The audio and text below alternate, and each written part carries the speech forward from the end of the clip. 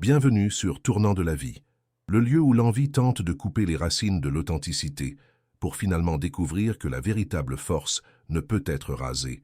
Si vous croyez que le courage est la plus radieuse de toutes les beautés, abonnez-vous, laissez un like et partagez. L'histoire d'aujourd'hui est un rappel que notre pouvoir ne réside pas dans ce que nous montrons, mais en qui nous sommes. Amara voyait le monde à travers des mèches de cheveux. Dans son petit appartement, ensoleillé de Salvador, chaque tresse qu'elle créait n'était pas seulement une coiffure, mais une prière, une histoire tissée avec la sagesse de sa défunte grand-mère. Sa chaîne en ligne, Racine de la couleur, était un sanctuaire numérique où elle célébrait la beauté des cheveux afro naturels, enseignant à des milliers d'abonnés que leur couronne n'avait pas besoin d'être lissée ou cachée. Ces longues tresses élaborées étaient sa marque de fabrique, une carte vivante de son héritage, chaque torsion un écho des paroles de sa grand-mère. « Tes cheveux, ma petite fille, racontent d'où tu viens, mais ta voix, Amara, racontera où tu vas. » Elle était une étoile montante, aimée pour son authenticité dans un monde qui la rejetait souvent. À l'autre bout du spectre numérique, dans le luxe aseptisé d'un studio à São Paulo, régnait Bianca. Son empire en ligne était un monument à la perfection artificielle. Avec une collection de perruques européennes valant plus qu'une voiture, elle vendait un idéal de beauté globalisée, lisse et inaccessible. Ses vidéos étaient impeccablement montées. Sa vie, une curation de filtres et de façades. Mais derrière le sourire poli et les millions d'abonnés, le narrateur omniscient que je suis pouvait voir la froide vérité, un cœur rongé par l'envie. Elle parcourait le fil d'actualité d'Amara et voyait non pas la beauté, mais la menace. L'authenticité d'Amara était un miroir qui reflétait la fragilité de son propre empire d'illusions, et elle la haïssait pour cela. La rivalité silencieuse explosa en une guerre ouverte lorsque Aura Global, un géant international des cosmétiques, annonça le plus grand concours que le continent ait jamais vu. Ils cherchèrent le nouveau visage de leur ligne africaine, une ambassadrice qui représenterait non seulement la beauté, mais aussi l'âme et l'héritage du continent. Le prix était un contrat millionnaire, le genre d'opportunité qui transforme une influenceuse en une icône mondiale. En quelques semaines, la compétition acharnée se résuma à deux finalistes inévitables. Amara, la reine de l'authenticité, et Bianca, l'impératrice de la perfection fabriquée. Internet se divisa en deux armées, chacune défendant sa championne. Pour le monde, c'était une bataille de style, mais en coulisses, pour les deux femmes, c'était une bataille d'âme, et une seule pouvait gagner. Bianca lut le résumé de la phase finale du concours, et un frisson de panique parcourut son corps, parfaitement hydraté.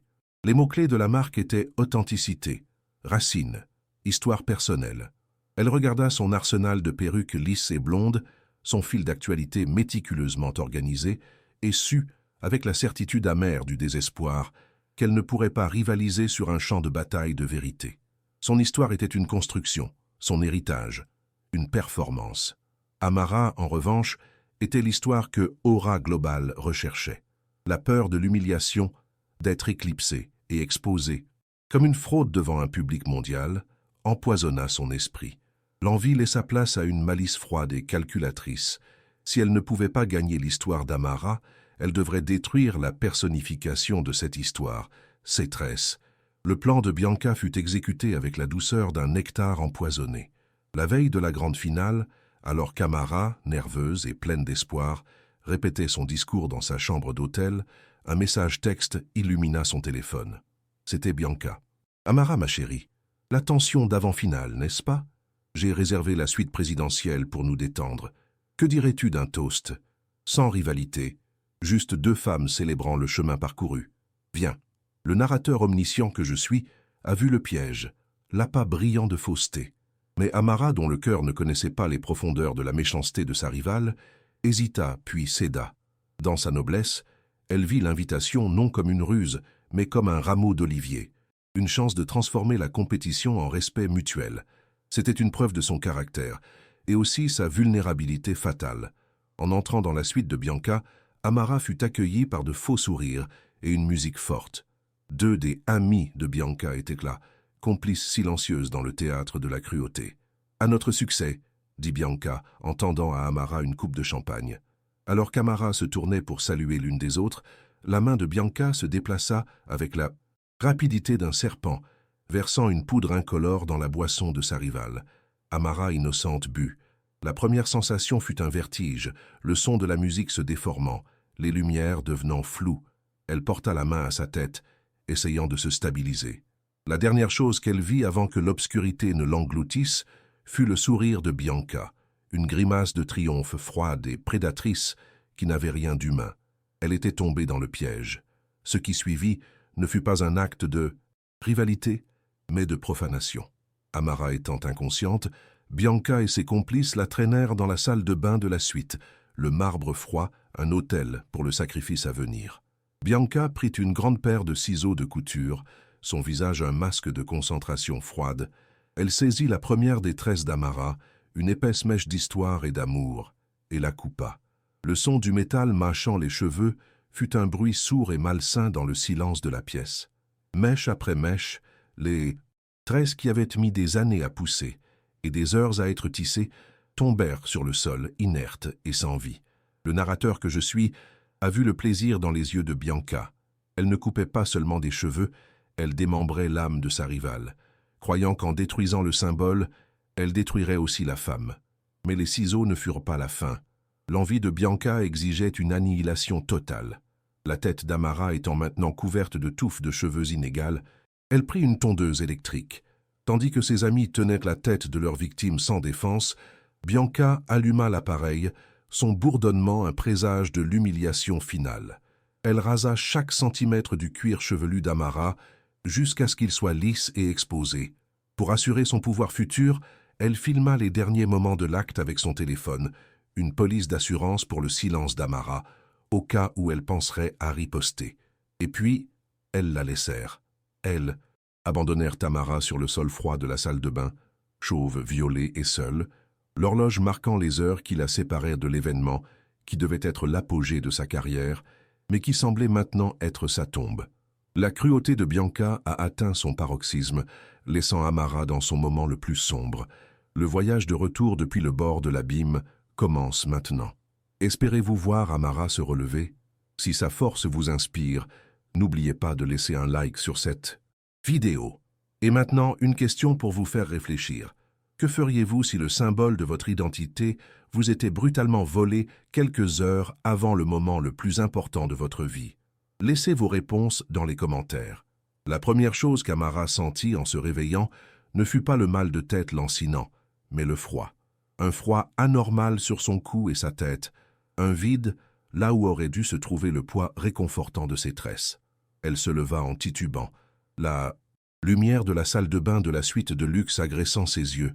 C'est alors qu'elle se vit dans le miroir, et l'image qui lui fit face provoqua un cri primaire, un son de pure douleur et d'incrédulité qui déchira sa gorge. Ce n'était pas elle.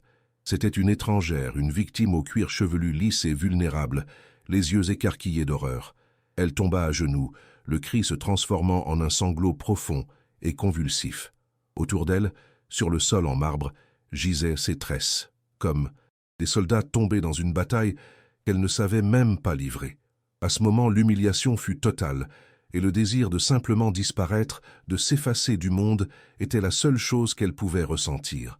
Au milieu du naufrage de sa douleur, alors qu'elle se noyait dans une mer de honte et de désespoir, une voix douce, presque un écho lointain, traversa le bruit de sa souffrance. C'était la voix de sa grand-mère, non pas comme un souvenir, mais comme une présence vivante dans son âme. « Tes cheveux sont ton héritage, Amara. Ils montrent au monde d'où tu viens. » Et puis la deuxième partie de la leçon, la plus importante, celle qu'elle avait besoin d'entendre à ce moment précis, « Mais ta voix est ton pouvoir. C'est elle qui montrera au monde où tu vas. » La phrase fut comme une main ferme la tirant hors de l'eau. Lentement, les sanglots commencèrent à diminuer. Elle releva la tête, et la femme qu'elle vit dans le miroir était toujours brisée. Mais maintenant, dans ses yeux, une nouvelle lumière commençait à scintiller, la flamme froide et dangereuse d'une juste fureur. La douleur ne disparut pas, mais se transforma. Ce qui était un deuil paralysant était maintenant du carburant. Amara se leva, les genoux tremblants, mais la colonne vertébrale droite. Elle regarda les tresses sur le sol, non plus avec la douleur de la perte, mais avec le respect d'un soldat devant ses morts. C'était son héritage, oui, et il avait été profané. Mais la profanation ne serait pas la fin de l'histoire. Ce serait le prologue de sa guerre. Dans son esprit, le plan de Bianca était clair. La faire se cacher, se recroqueviller de honte, abandonner. Et pendant un instant terrible, cela avait presque fonctionné. Mais la lâcheté n'était pas dans le sang d'Amara. Avec un calme qui la surprit elle-même, elle ramassa ses tresses, les rangeant avec révérence, et sortit de cette suite qui avait été sa chambre de torture. Elle n'allait pas rentrer chez elle. Elle allait à la finale. L'arrivée d'Amara dans les coulisses de l'événement d'Aura Global provoqua une onde de choc et de confusion. Les organisateurs, s'attendant à la radieuse influenceuse aux longues tresses, virent à sa place une femme au crâne rasé et aux yeux qui brûlaient d'une intensité implacable. « Amara, que t'est-il arrivé ?» demanda une productrice pressée, le visage un mélange de pitié et de panique. « Tu as eu un accident? On peut te trouver une perruque, un turban. » Amara l'interrompit, la voix basse mais incassable. « Il n'y a pas eu d'accident, et je ne cacherai rien. » Elle se dirigea vers l'entrée de la scène, ignorant les chuchotements et les regards horrifiés. Elle n'était pas là pour concourir pour un contrat de beauté selon leurs termes. Elle était là pour redéfinir les termes, pour s'emparer de la scène que sa rivale avait tenté de lui nier et la transformer en son propre tribunal. Quand le nom d'Amara fut annoncé, une vague de murmures perplexes parcourut le public et les réseaux sociaux qui diffusaient en direct. Ils s'attendaient à la personnification de la royauté afro-brésilienne, mais la femme qui monta sur scène était quelque chose de complètement différent et de bien plus puissant. La lumière des projecteurs se posa sur son crâne rasé et un soupir collectif, un son de pur choc, remplit l'auditorium.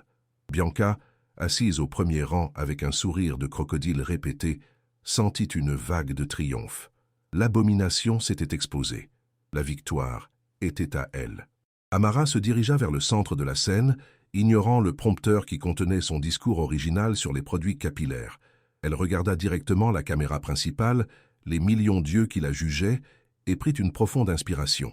Le silence était total. « Bonsoir », commença-t-elle, la voix claire et sans la moindre trace de tremblement. « Je suis venue ici ce soir pour parler de la beauté et de l'héritage contenu dans nos cheveux.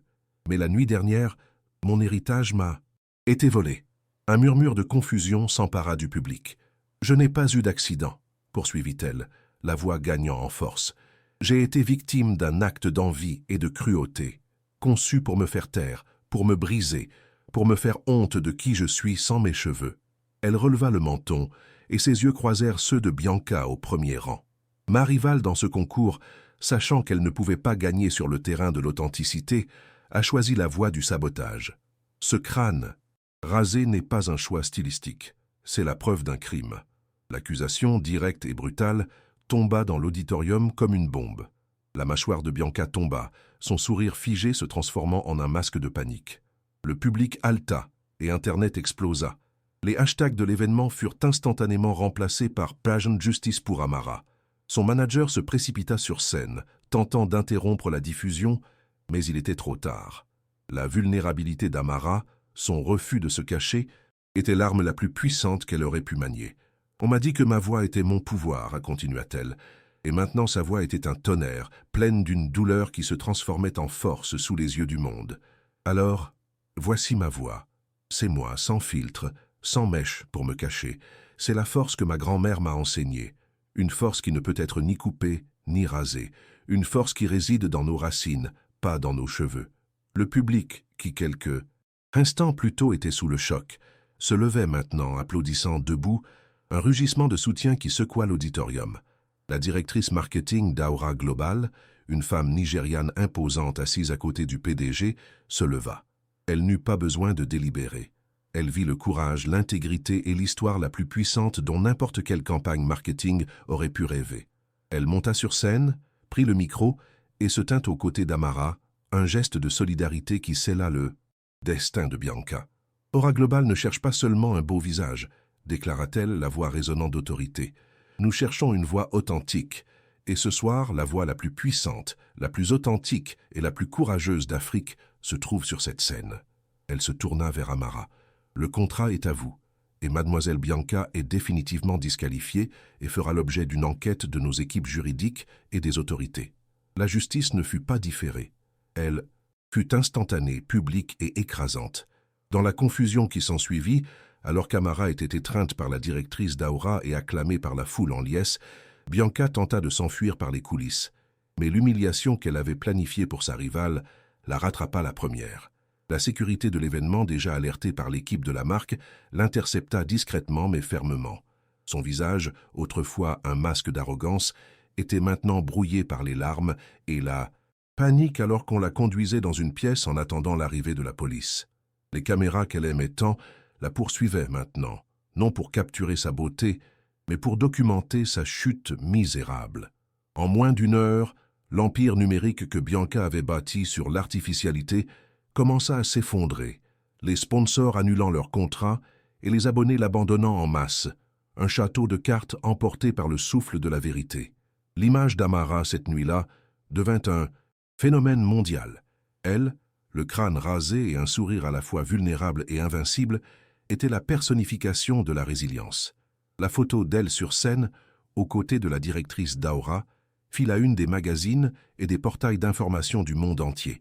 Elle n'était plus seulement une influenceuse capillaire. Elle était devenue un symbole de courage pour tous ceux qui s'étaient déjà sentis rabaissés, sabotés ou honteux. Son histoire prouva que la vraie beauté ne résidait pas dans la perfection d'une coiffure, mais dans la force indomptable de renaître de ses cendres, de prendre l'arme que l'ennemi a utilisée contre vous et de la transformer en votre couronne.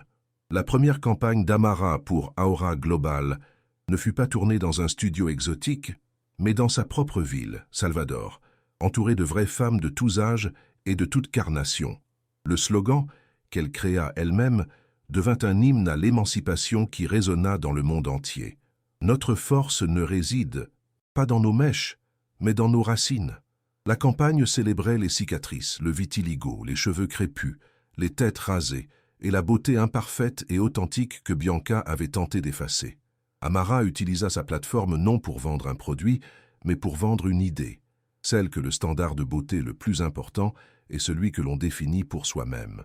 Elle devint plus qu'une ambassadrice de marque, elle devint une ambassadrice de l'estime de soi, prouvant que sa grand-mère avait raison. Sa voix était en effet son plus grand pouvoir. Bianca, quant à elle, fit face à une justice lente mais implacable. Après un procès que les médias suivirent avec avidité, elle fut condamnée pour coups et blessures et administration de substances nuisibles, écopant d'une peine de travaux d'intérêt général dans un refuge pour femmes victimes de violences. Là, dépouillée de ses perruques, de son maquillage et de son arrogance, elle fut forcée d'écouter des histoires de douleur et de dépassement bien plus réelles et profondes que celles qu'elle avait jamais mises en scène. Pour la première fois de sa vie, elle devint invisible, non pas une star, mais juste une personne parmi d'autres. C'est là, dans l'humilité forcée, que la vraie leçon commença à pénétrer son âme vide. La beauté qu'elle vénérait tant était la plus fragile des monnaies, inutile dans un lieu où la seule chose qui comptait était la force de l'esprit. Et ainsi, l'histoire d'Amara devient une fable de l'ère numérique, une leçon gravée non dans la pierre, mais dans les pixels et les cœurs. Elle nous enseigne que l'authenticité est une lumière que l'envie ne supporte pas, et que ceux qui vivent dans l'ombre de la fausseté essaieront toujours d'éteindre l'éclat des autres. Bianca, en tentant de détruire l'image d'Amara, n'a pas réalisé que l'image n'était qu'un symbole, pas la source du pouvoir. La vraie force d'Amara ne résidait pas dans ses tresses, mais dans les mains de sa grand-mère qui les avait tissées, dans l'histoire qu'elle racontait, et dans la voie qu'elle a trouvée quand tout lui a été enlevé. L'acte de cruauté de sa rivale, conçu pour être une humiliation finale, est devenu, ironiquement, la scène de son plus grand couronnement. Par conséquent, que ce récit serve de rappel. Un rappel que les tentatives de nous rabaisser, de nous faire honte de qui nous sommes, ne révèlent souvent que la faiblesse de nos agresseurs. La vraie victoire n'est pas de ne jamais tomber, mais de la manière dont nous choisissons de nous relever. Amara s'est relevée, non pas en cachant ses blessures, mais en les transformant en son étendard. Elle a prouvé que la résilience est la forme la plus radieuse de la beauté, et qu'en fin de compte, le pouvoir le plus durable n'est pas celui qui se construit sur des illusions, mais celui qui fleurit à partir de nos racines les plus profondes et les plus vraies. Car, comme la grand-mère d'Amara l'a sagement enseigné, ce que nous portons sur notre tête peut être beau, mais ce que nous portons dans notre voix peut changer le monde. Amara a transformé une attaque en un hymne à l'émancipation. Ici, sur Tournant de la vie, Nous croyons que la véritable force fleurit de l'adversité. Si le parcours d'Amara a touché votre cœur, n'oubliez pas de vous abonner, de laisser un like et de partager. Rejoignez-nous pour d'autres histoires qui prouvent que nos racines sont incassables.